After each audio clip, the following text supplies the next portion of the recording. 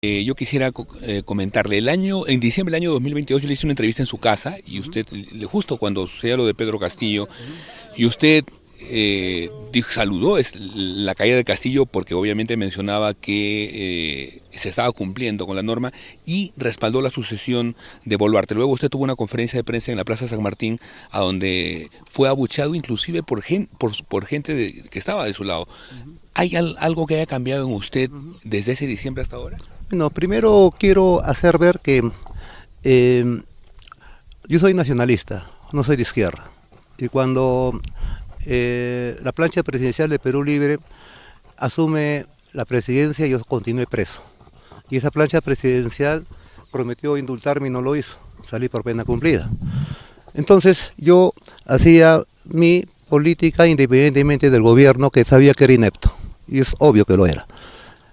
Que estos tres sujetos se hayan traicionado entre ellos, se hayan dicho samba canuta entre ellos, se hayan hecho el ridículo entre ellos, y uno esté prófugo, el otro preso, y esta actual dictadora por entrar a prisión y bien termine su periodo, eso no es un problema que atañe al nacionalismo. Entonces yo estoy fuera del asunto, me parece incoherente que tilde al nacionalismo de traidor si nunca participó en el gobierno de la izquierda. Más bien la izquierda se portó mal con nosotros, nos dejó presos.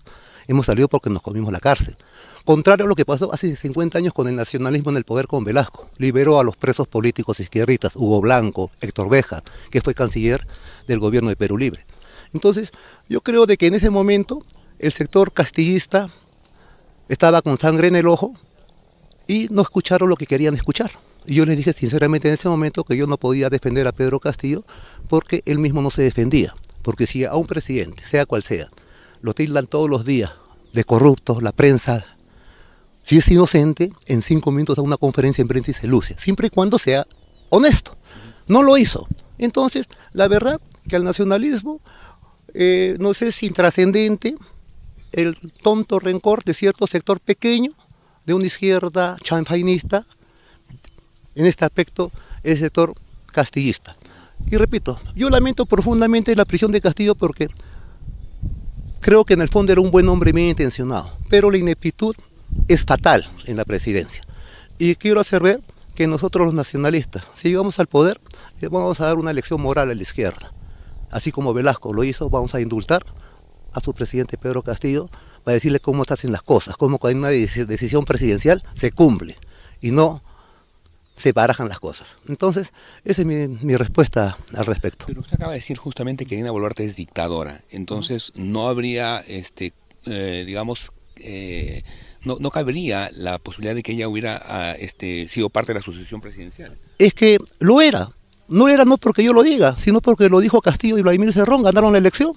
O sea, nosotros ¿por qué tenemos que cargar con muertos ajenos, con responsabilidades ajenas? Me parece estúpido.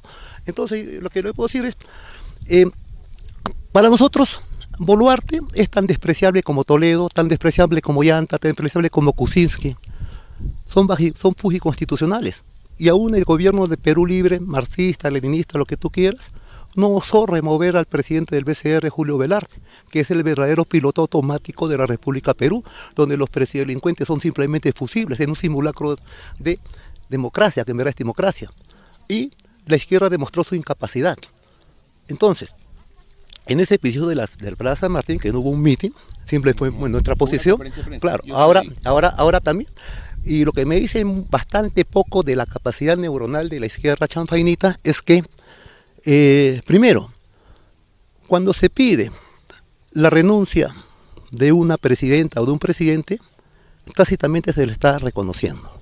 Entonces, cuando esa izquierda chanfainita gritan de renuncia, asesina a Boluarte, la están reconociendo.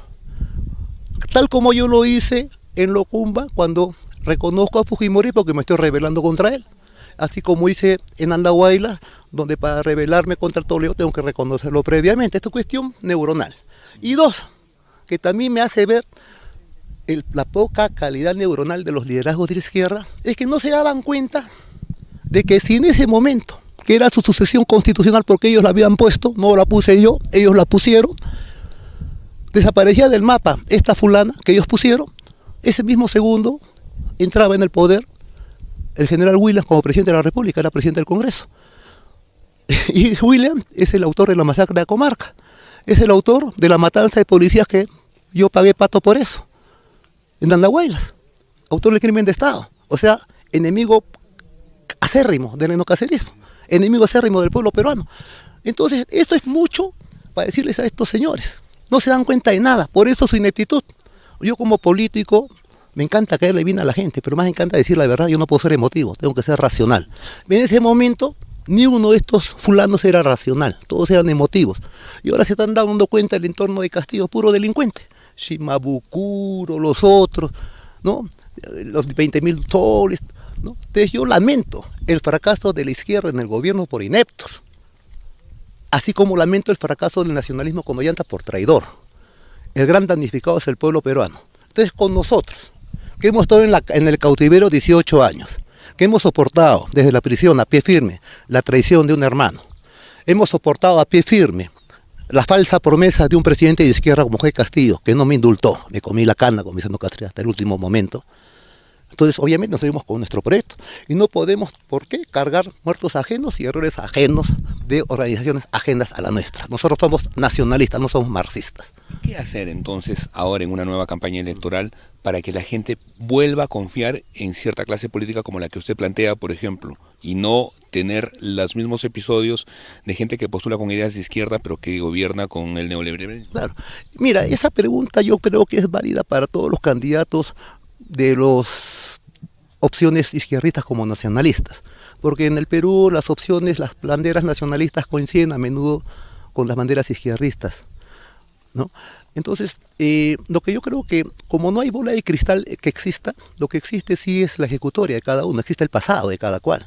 Entonces, esta pregunta que tú me haces seguramente se la va a hacer el público peruano el día de las elecciones cuando haya 30, 40 candidatos. Y va a haber 30, 40 fotografías en la lista de votación. Y esa pregunta que se hace con 30, 40 fotografías. Entonces... Pero usted va a salir a pedir el voto. ¿Cómo? Usted va a salir a pedir el voto. Claro, he mostrado la vía electoral. Entonces, seguramente el público va a tener que discernir y ver el pasado de cada cual y verá una gran diferencia con la nuestra. Primero, 18 años de cautiverio que nos hemos mantenido firmes con nuestras banderas. Hemos soportado a pie firme una traición de un hermano que nos dejó presos. Además, hemos hecho 2 rebeliones contra esta constitución de Fujimori y Montesinos, contra Fujimori y Montesinos, y después contra Toledo y su ministro Kuczynski. Apresados por García, traicionados por Ollanta. O sea, siempre hemos estado en el momento crucial y en la mejor posición. Y nos mantenemos firmes con nuestros pensamientos, y con nuestras convicciones, y con nuestro programa. Entonces, yo creo que esto es una diferencia cualitativa con respecto al resto de candidaturas, que no hay consecuencia, en principio ni siquiera no hay pasado y menos presente. Son gente nueva, gente desconocida, pero sí hay algunas ejecutorias también conocidas que son, así como la mía, excepcionales, o sea, pocas. La de Fujimori, padre de la extranjerización del Perú. Entonces, en el Perú, yo estoy seguro que el 2026 va a ser el retorno de las ideologías. Más allá de izquierdas y derechas que van a pasar a segundo plano, el gran enfrentamiento va a ser entre globalismo y nacionalismo. O sea, ojalá que me lo planteen al frente al chino Fujimori, porque ya lo vencimos en una rebelión en Locumba que lo hicimos huir a su continente, al Asia. Y ese entonces la primera dama era su hija, Keiko Fujimori, porque el chino ya había electrocutado a su mujer, Susana. Entonces, hemos vencido a los dos, y si me los plantan acá en una primera vuelta, estamos seguros que lo vamos a vencer ya no con rebelión, sino con los votos. En ese sentido, ¿cuáles son sus propuestas? ¿Qué plantea para el Perú? Bueno, primero que reivindicamos el plan del general Juan Velasco Alvarado. O sea, ya hay un antecedente histórico de hace medio siglo, que fue una revolución nacionalista más cercana al nacerismo que, digamos, al marxismo. Entonces, ahora 50 años después, que vemos que ya cambió la dinámica mundial de la época de Velasco, ya no es Occidente, Estados Unidos versus la Unión Soviética, sino el mundo multipolar. Entonces nosotros obviamente consideramos que las coordenadas principales están entre globalismo y nacionalismo. Como tal, tenemos que plantear refundación republicana. Y esta refundación republicana, dado que con la actual república neoliberal, con la constitución de Fujimori, ha parido puros delincuentes en la presidencia de derecha como de izquierda, urge refundar todo. Y esa refundación tiene que tener un signo de los tiempos. Y por eso nosotros consideramos que es imprescindible el fusilamiento de presidentes en el Perú. Presidentes fujiconstitucionales y lavajatistas que los tenemos y que han estado presos, inclusive se han suicidado. Entonces, este es necesario para que el pueblo peruano entienda un mensaje contundente, que empiece un proceso refundacional. Y ahí tenemos que convocar, porque vamos a desconocer la constitución de Fujimori. En el acto entra la anterior constitución y en ese marco convocamos previo referéndum a una asamblea constituyente del tipo Estados Generales de la Francia jacobina. Y ahí debe parir un nuevo contrato social que estamos seguros que va a tener índole nacionalista o de izquierdista, que va a subordinar en términos generales el libre mercado al interés nacional. Eso para nosotros es lo principal.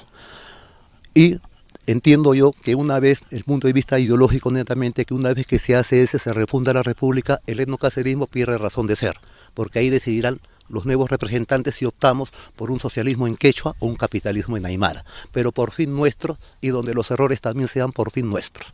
Esa es la posición. ¿El nacionalismo no reconoce derechos humanos hablando de pena de muerte? Bueno, nosotros consideramos que primero que la pena de muerte existe antes que exista el nacionalismo. En todas las constituciones que hemos tenido en el Perú, que son 12, figura la pena de muerte por traición a la patria. Entonces, si nosotros vamos a rescatar una constitución que fue víctima de un golpe de Estado y que tenía inclinación nacionalista y de izquierda, ahí también se contempla la pena capital y la vamos a aplicar al pie de la letra por traición a la patria, más que por corrupción. Porque Odebrecht, agentes extranjeros, alias inversionistas, en este caso brasileños, sobornaron la voluntad presidencial durante un tercio de siglo en el Perú. Eso es seguridad nacional, eso es traición a la patria, y la vamos a aplicar. Entonces, si eso para cierto sector es atentar contra los derechos humanos de ciertos presidentes delincuentes, bueno, nosotros consideramos que más prioridad tienen los derechos humanos de 33 millones de peruanos que fueron traicionados por estos señores, porque según la Constitución, el presidente personifica a la nación, nos personifica a los 33 millones. Este presidente traicionado está traicionando a nosotros. La refundación del Estado de la que usted habla implica también reformular el sistema de justicia, porque quien condene a una pena capital, una pena de muerte o cárcel, tiene que ser el sistema de justicia, no el Ejecutivo. Claro, pero sucede que como acá hay que refundar todo, los tres poderes del Estado tienen que ser refundados. Y repito, ese sistema de justicia tendrá que acatar la decisión política, porque a grosso modo es evidente el escándalo de traición a la patria y atentado contra la seguridad nacional en el cual han sido implicados estos presidelincuentes, que han sido solamente juzgados por corrupción. Por acá se les tiene que hacer un juzgamiento por traición a la patria, obviamente, de acuerdo a los cánones del nuevo Estado, porque siempre va a haber poder judicial, siempre va a haber poder legislativo, siempre va a haber poder ejecutivo, de todas maneras. Ahora quisiera pasar al tema internacional. ¿Cuál va a ser la posición? Hablaba usted hace rato de la posición de, o en todo caso la presencia de don Héctor Béjar como canciller de la República y el que logró recuperar relaciones con otros países como Venezuela, por ejemplo. ¿Usted va, digamos, a tratar de integrar a Latinoamérica o va a aislarse? Entiendo la pregunta. Mira, si bien es cierto somos nacionalistas y tenemos como rival al globalismo, esto no implica ahora que el mundo es multipolar que tengamos ciertos, como país soberano, ciertas actitudes preferenciales para ciertos sectores, ¿no? Entonces, para nosotros admiramos mucho el proyecto bolivariano de una Latinoamérica unida que haga frente al gigante del norte. Yo lo admiro, pero considero como andino que soy, peruano que soy, que en los países andinos como son Perú, Bolivia, Ecuador, donde hay una fuerte carga étnica de ancestro incaico, acá el sueño bolivariano debe subordinarse al interés geopolítico andino. ¿A qué me refiero? Que en el siglo XIX en el Perú hubo una confederación peruano-boliviana, un proyecto nacional de un mariscal bolivariano, así como la Gran Colombia, así como la Confederación Centroamericana de Francisco Morazán. Fueron intentos bolivarianos de confederación que fracasaron. En el siglo XX hubo un intento también en el Perú con Velasco, también fracasó.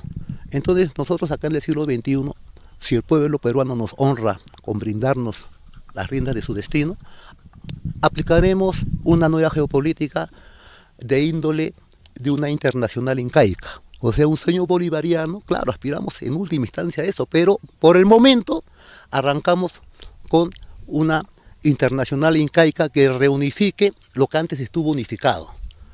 Perú, Bolivia, Ecuador, que son las repúblicas de ancestro andino, de ancestro quechua aymara, que son un solo pueblo dividido por tres fronteras absurdas, en la cual un Sucre, un Almagro de turno trazó una línea con la espada y dijo: de acá a la derecha es Bolivia, de acá para la izquierda es Perú. Para nosotros esos son cojudeces, es un pueblo, un solo pueblo dividido en tres costras criollas. Entonces por ahí empieza la gran unidad. En los Andes, el sueño bolivariano bajo influencia ancestral y etnocultural incaica. Eso es nuestro aspecto en nuestra conducta, nuestra visión en el aspecto geopolítico sudamericano. En el aspecto mundial, obviamente, tenemos mucha simpatía por Rusia de Putin. Yo tengo mucha simpatía por la China actual, ¿no? Y obviamente por mi orientación nacionalista y por los antecedentes que ha tenido Estados Unidos con el Perú desde la época de Velasco y antes, obviamente tengo cierto rechazo a la posición norteamericana. Esa es mi posición. Ahora, justamente los poderes no solamente son políticos, sino también económicos. Y el Perú, básicamente los recursos naturales peruanos están concesionados. Gas, petróleo, incluso agua, incluso cielo. ¿Qué se va a hacer?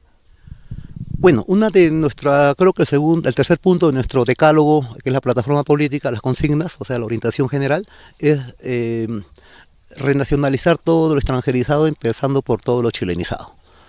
Entonces, somos conscientes que el general Juan Velasco Alvarado creó un Estado nacional poderoso. Teníamos empresas nacionales, estatales, grandazas. Estaba Entel Perú, Hierro Perú, Minero Perú, Centromin Perú, Aero Perú, etc. Con Fujimori todo eso se extranjeriza. Entel Perú se convirtió en Telefónica Española. Hierro Perú se convierte en Shougan China, etc. Entonces, para nosotros tenemos que recuperar esa riqueza nacional del Estado Nacional.